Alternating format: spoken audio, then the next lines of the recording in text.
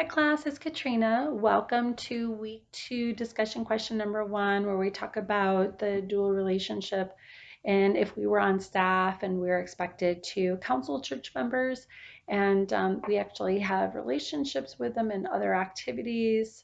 What does that look like? So I think this is such an interesting topic because of a couple of different reasons. I'll point them out of what I some areas that I wanted to talk about in relation to the dual relationships or just ethics in general that we need to be very cognizant of.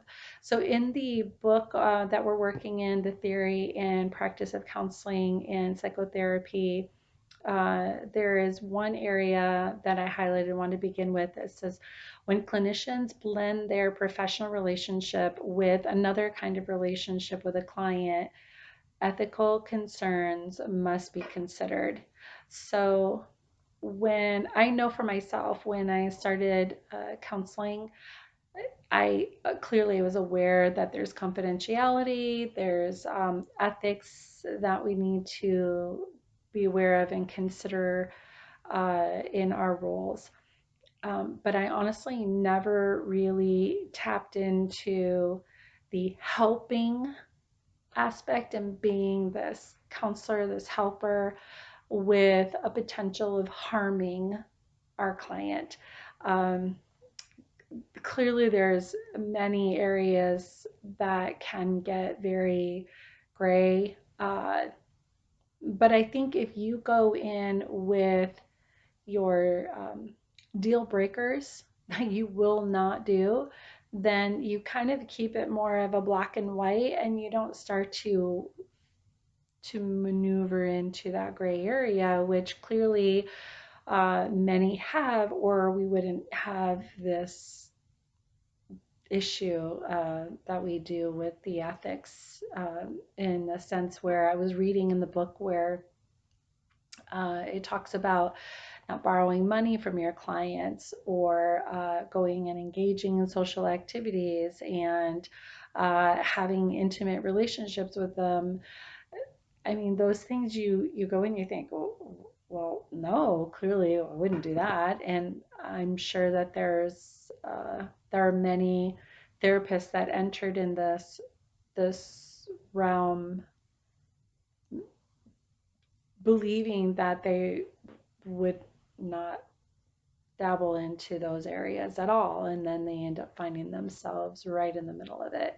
So I think having yourself those deal breakers of absolutely, I will never do this and never do this and never do this, and really stay focused in those realms of black and white and not allowing it to get into the gray area. One of those means of doing that is really, I like where the book says to set healthy boundaries.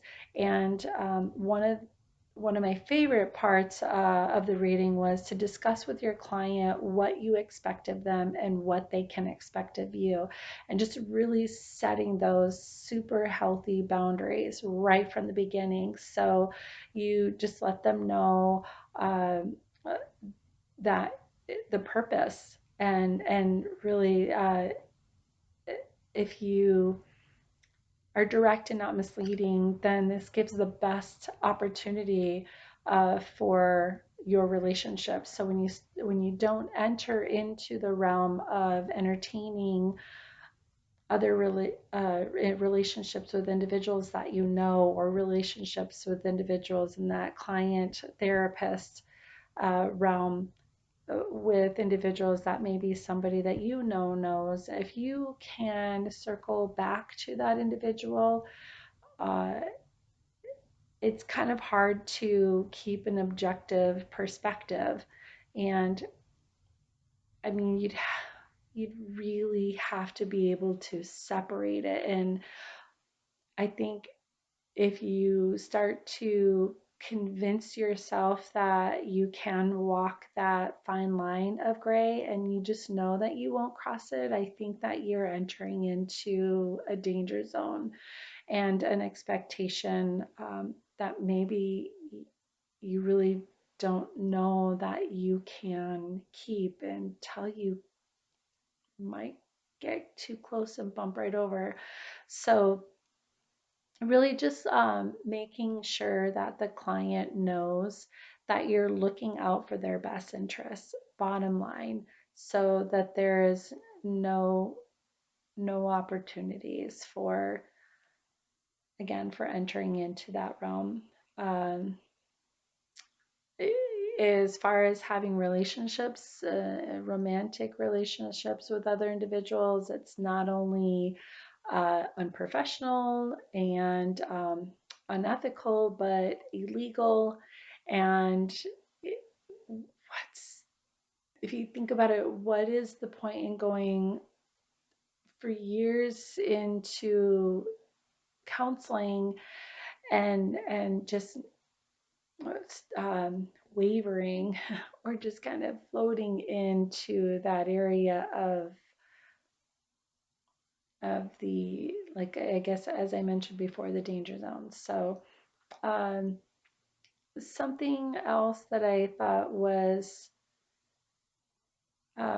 pretty interesting is when it started to talk about like the social media or involving your circles. So kind of this one.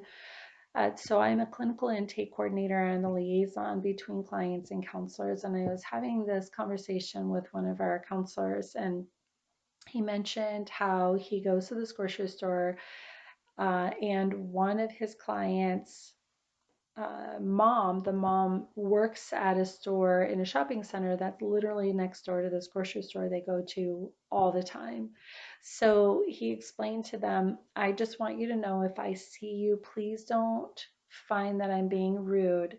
If I do not wave or approach you or say hi, if I just walk right by you, and it is not out of disrespect, I just want you to know right off the top, it is in protection for you, because if you're with someone and I walk up to you, then it's likely that they're going to ask who I am. Oh, how do you know that person? Oh, it's my therapist.